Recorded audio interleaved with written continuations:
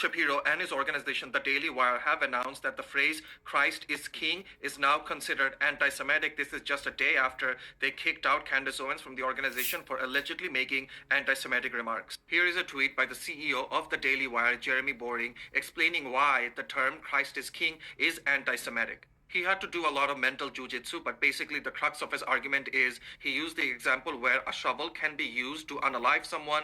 That makes the shovel a murderous weapon, but the shovel in and of itself isn't a murderous weapon. In the same way, the phrase Christ is King is not in and of itself anti-Semitic, but because of X, Y, and Z reason, according to Jeremy Boring, our king, it is now considered anti-Semitic, and you cannot say it. And aren't you all supposed to be the anti-woke, the pro-free speech, absolutist platform where anyone is allowed to say anything no matter how offensive? And a lot of people who are defending this absurd take by the Daily Wire are basically saying, look, the Muslims are also celebrating the phrase Christ is King, so it must be anti-Semitic. Well, that's because Jesus Christ is also extremely well respected in Islam. You do realize he's also a prophet in Islam, right? He's called Isa. And this is why Muslims will stand behind our Christian brothers and sisters and defend their right for saying Christ is King.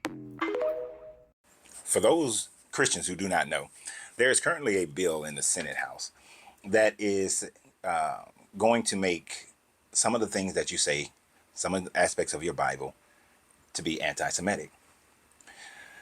Christ is King is one of those things that are going to be considered anti-Semitic if this bill passes. Another thing that will make this, another saying that you like to do, or a theory or thought process that you like to have, is the fact that by saying that Christ is King, you are insinuating that the Jewish people are the one who called for Jesus' death.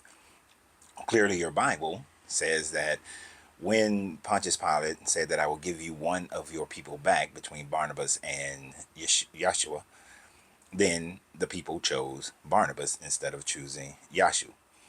And since they chose Yashu over Barnabas, then it is implicated that it was the Jewish people that caused the death of Christ, and therefore that now would be considered anti-Semitic. Y'all fight and fight and fight for freedom of speech, but yet you want to shut people down, you want to shut me down, you want to shut other people like myself down. You want to shut down the Muslims, and you want to shut down those who you think are against you. But it is your own government that is beginning to shut you down. And the fact is that the organization that is actually pushing for this and has pushed for this bill to be on the Congress floor is not even an organization that's an American organization. It's actually a foreign organization that is for the that supports anti-Semitism, that goes against anti-Semitism, that fights anti-Semitism. And yet this organization has that much push in your Senate and your Congress to be able to get a bill passed, or attempting to get a bill passed, so that it will outlaw certain things in your Bible. And this is not a new thing. If you go to Canada, you cannot produce a Bible that says that homosexuality is an abomination. The Bible that can only be sold in Canada cannot have that if a man lies with another man as he does with a woman is an abomination to God. Those lines have been struck out, which means that your Bible is still consistently being changed and adapted to whatever culture that we live in today.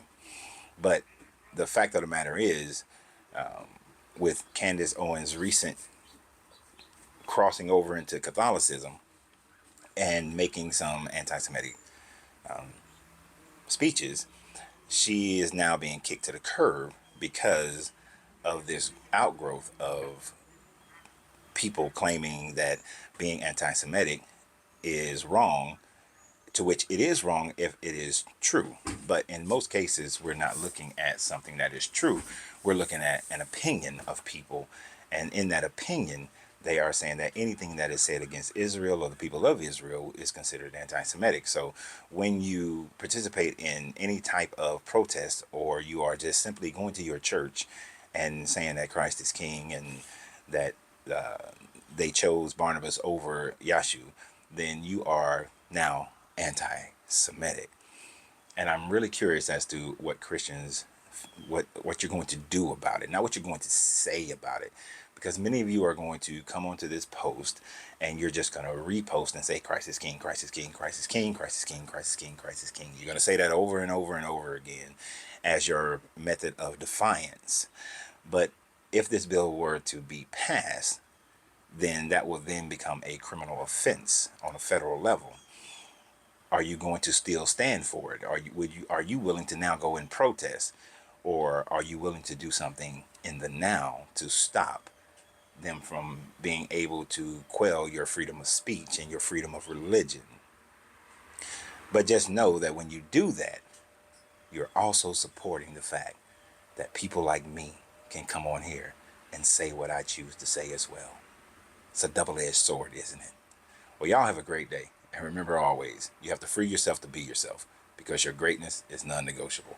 Good journey, good vibrations.